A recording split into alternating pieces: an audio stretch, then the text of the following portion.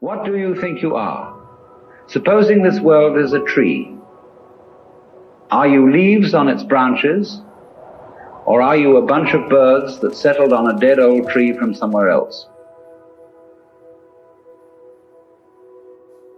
I believe that if we are honest with ourselves, that the most fascinating problem in the world is, who am I? What do you mean? What do you feel when you say the word I? I, myself. I don't think there can be any more fascinating preoccupation than that, because it's so mysterious, it's so elusive. Because what you are in your inmost being escapes your examination in rather the same way that you can't look directly into your own eyes without using a mirror. You can't bite your own teeth. You can't taste your own tongue. And you can't touch the tip of this finger with the tip of this finger. And that's why there's always an element of profound mystery in the problem of who we are.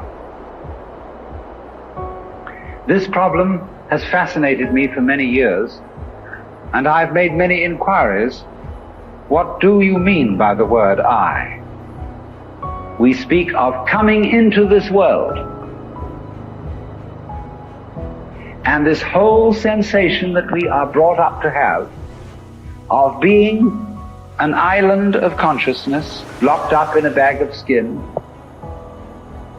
facing outside us a world that is profoundly alien to us, in the sense that what is outside me is not me. This sets up a fundamental sensation of hostility and estrangement between ourselves and the so-called external world.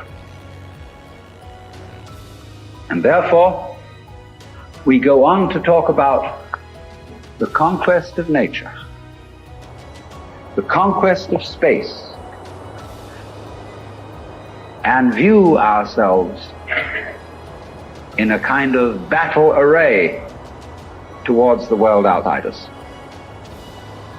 When you make something, you put it together, you assemble parts, or you carve an image out of wood or stone, working from the outside to the inside.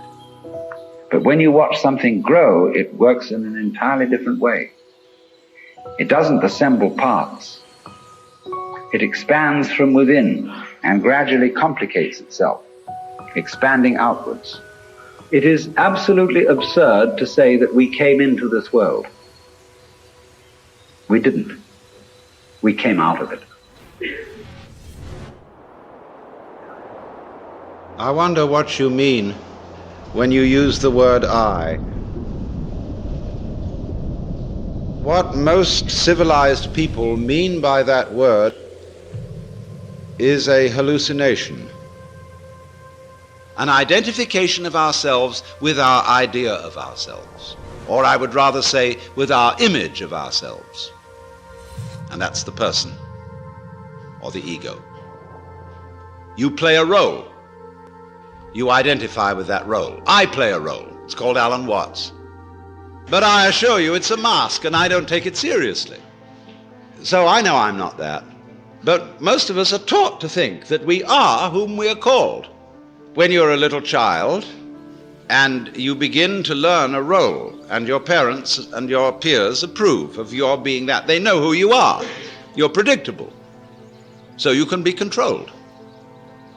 But when you act out of role and you imitate some other child's behavior, everybody points the finger and says, you're not being true to yourself. Johnny, that's not you, that's Peter. And so you learn to stay Peter, or to stay Johnny. But of course, you're not either. Because this is just the image of you. It's as much of you as you can get into your conscious attention, which is precious little. Your image of yourself contains no information about how you structure your nervous system. It contains no information about your blood chemistry. It contains almost no information about the subtle influences of society upon your behavior.